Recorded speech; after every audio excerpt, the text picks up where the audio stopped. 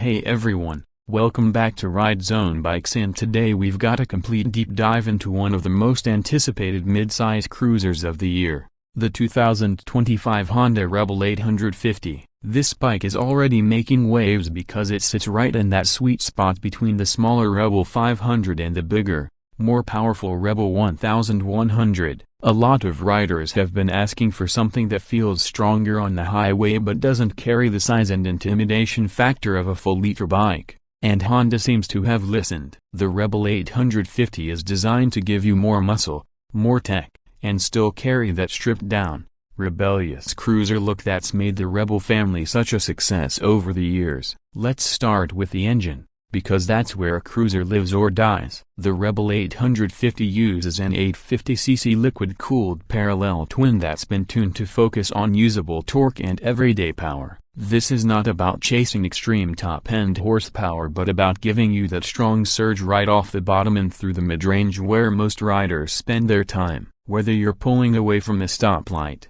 overtaking on the highway, or just cruising at a steady 70 miles per hour, this engine has the flexibility to keep things smooth and confident. One of the biggest advantages of this parallel twin platform is how approachable it feels while still offering enough grunt to satisfy riders upgrading from smaller cruisers. The power delivery is expected to be smooth and linear, but with enough edge to keep it engaging. You won't need to downshift constantly to find the power band because the torque is available early and stays strong through most of the rev range. That makes the bike really friendly in city riding while also being stable at highway speeds. Honda is also packing in modern electronics that a lot of traditional cruisers ignore. We're talking about ride-by-wire throttle, multiple ride modes that let you tailor response to conditions, traction control to give peace of mind on slick surfaces, and ABS for confident braking. For many riders coming from older bikes, this level of tech will feel like a serious step forward. The suspension and frame setup has been designed with balance in mind. You don't get the lazy steering of heavyweight cruisers here. Instead,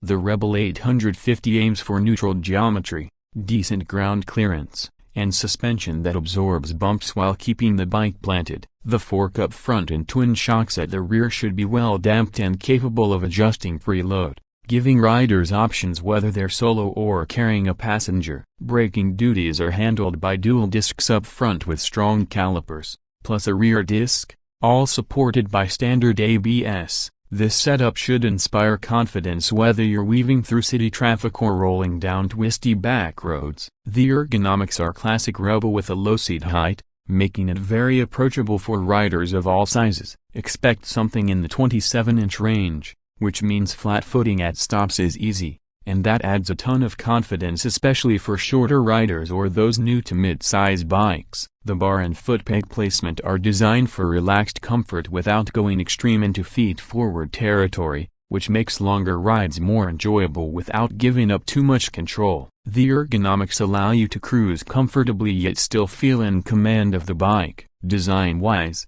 Honda sticks with the minimalist, blacked-out, bobber-inspired look that has defined the Rebel family. The lines are clean, with exposed mechanicals and a stripped-down vibe that really does give you the sense of rebellion in its styling. Lighting is all LED, with a modern headlamp, slim indicators, and a tight tail section. The fenders are kept minimal, the profile stays compact, and everything feels purposeful. The Rebel 850 is also built with customization in mind, with plenty of options for accessories, aftermarket exhausts, small windscreens, and saddlebags. This bike is a great blank canvas for riders who want to personalize their ride. On the tech side, the instrumentation is expected to include a modern TFT display, possibly with Bluetooth connectivity for phone pairing and navigation integration. This is a big step up compared to older cruiser designs that often stick with analog dials. With a full-color screen,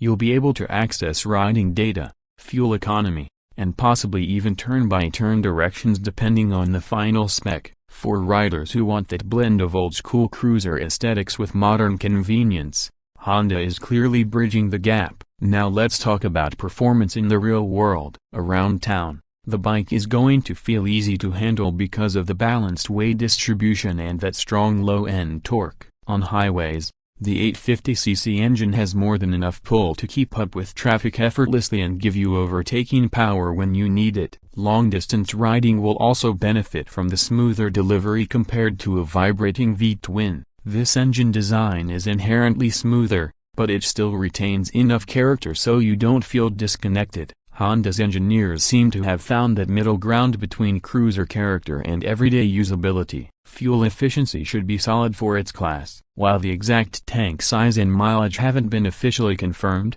riders can expect a good balance between performance and range. You're not looking at long-haul touring bike numbers, but for city commutes and weekend trips, the Rebel 850 will be more than capable. Let's move into the unique selling points. What really sets the Rebel 850 apart is how it balances size, power, and technology. For riders coming off a Rebel 500, this is the natural upgrade. You get more muscle and highway stability without jumping into the heavier Rebel 1100, which might feel like too much for some. Compared to other brands in this middleweight cruiser space, Honda's advantage is reliability, ease of ownership, and now, a strong set of modern electronics that other cruisers often lack. Add in the fact that Honda has built a huge support network worldwide and you've got a bike that's easy to buy, easy to own, and easy to maintain. The price is expected to be around $9,499,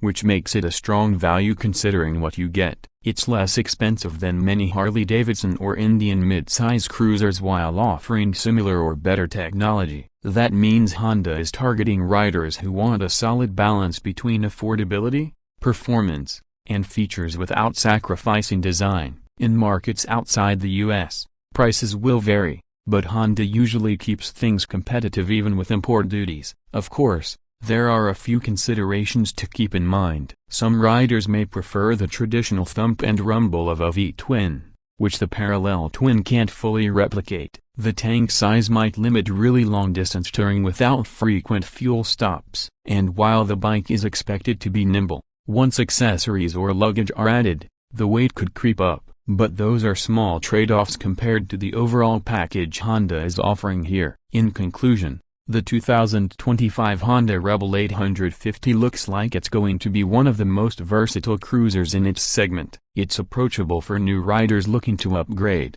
It's comfortable for experienced riders who want a daily cruiser with tech and reliability. And it's customizable for the creative crowd who want to put their own stamp on their motorcycle. With its modern features, accessible ergonomics, and competitive price point, Honda has nailed the formula for a bike that fills a much-needed gap in the cruiser market. That's the full rundown of the 2025 Honda Rebel 850. Drop your thoughts in the comments. Say, would you go for this over the Rebel 500 or the Rebel 1100, or even over competing bikes like the Harley Nightster or Indian Scout? Don't forget to hit like, subscribe, and ring that bell so you don't miss more reviews here on RideZone Bikes. Ride safe and I'll catch you in the next one.